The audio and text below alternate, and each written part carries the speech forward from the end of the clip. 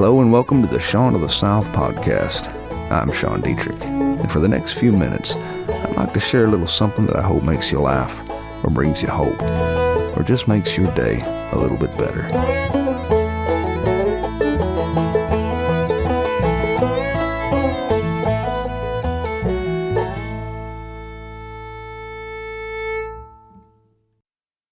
Thanksgiving is my favorite holiday.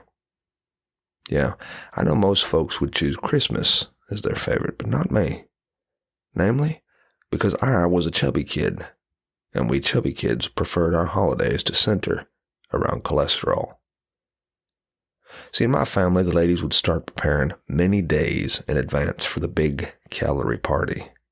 You'd see females dusting countertops with flour, working tirelessly on butcher blocks, wielding surgically sharp cutlery, and threatening to neuter any male who came within 14 feet of her range oven. The house would be a symphony of chopping sounds, cabinets slamming, and the roar of Briggs & Stratton 12-horsepower hand mixers. Christmas simply could not compare to Thanksgiving. At Thanksgiving, the food spread was sinful enough to qualify for an R rating. We had heaps of refined carbohydrates, wads of saturated fat, volcanoes of gluten, and fruit pies that were completely obscured by Ready Whip. Whereas, at Christmas time, all I got was khakis. Our childhood home would be inundated with loud family members. Sometimes they were loitering in our house, people who I'd never even met.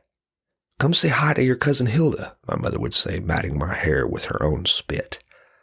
Cousin Hilda was 94 years old, a complete stranger to me, and she talked at length about the disruptive nature of kidney stones to anyone within earshot.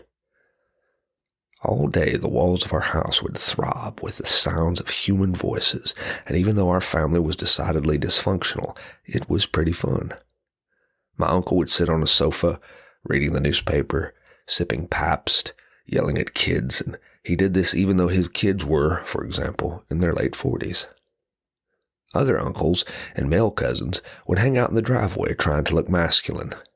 This is a typical male activity at Thanksgiving: driveway standing. Driveway standing is not a difficult sport to engage in. It goes like this.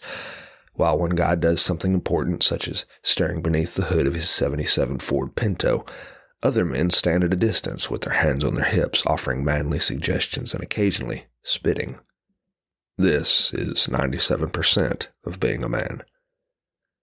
Unless, of course, you're a teenage man, in which case Thanksgiving Day is all about bottle rockets. One year, my cousin Ed Lee bought a gym bag full of barely legal fireworks and brought it to the family celebration. I will never forget when he attempted to launch a bottle rocket from the waistband of his pants. My cousin had to eat dinner standing up that year. The young female cousins were different animals altogether. They would clump together, apparently discussing matters of national security among themselves. Girls were always so private, which made us boys wonder what the heck were they being so secretive about. Did they actually think we boys cared what they were discussing? Give me a break. We didn't care. We had way more important things to worry about, so that's why we eavesdropped. And then it was time to eat. We'd all gather around the table in that moment, and you'd realize how messed up your family was when you were all together. Sometimes you'd look at your kinfolk all gathered in one place, and you'd marvel at how the only normal person at the table was you. And how did you manage to spring from this malfunctioning group of walnuts? Look at these people, you'd think to yourself, they're crazy. One of your uncles was a serial monogamist. One of your aunts kept adjusting the household thermostat to meat locker. Everyone could see their breath vapor. One cousin spent half the day on the phone with her boyfriend having a heated tele-argument. They were all nuts, but before the food came, the big prayer happened, and it was the great equalizer. We all bowed our heads while the elder of the family folded his hands and tucked his knuckles beneath his nose. First, we would engage in that incredibly corny family tradition wherein everyone takes turns naming things they're thankful for. Nobody was very original during this little Joyce Brothers exercise. Usually, everyone thanked God for the usual stuff, things like good food, family, etc. But then, Some people actually surprised you. Some people offered heartfelt thanks. "I'm thankful for my mom," said one. "I'm grateful my daughter's out of ICU," said another.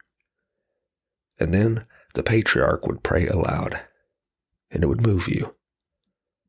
Because until today, you had never really seen your cuckoo family act as real people before.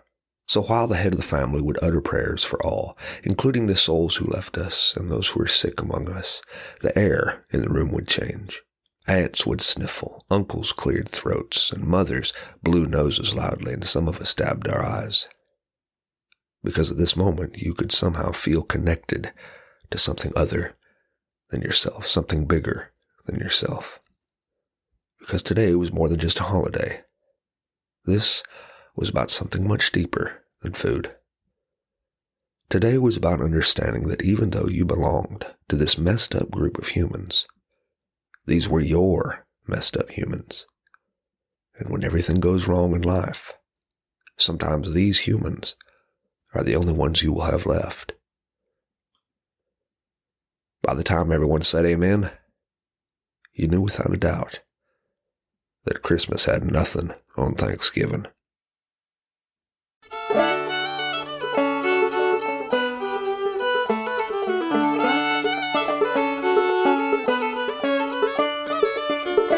Well, thanks for listening to Sean of the South. I've been your host today, Sean Dietrich, and it has been a true privilege.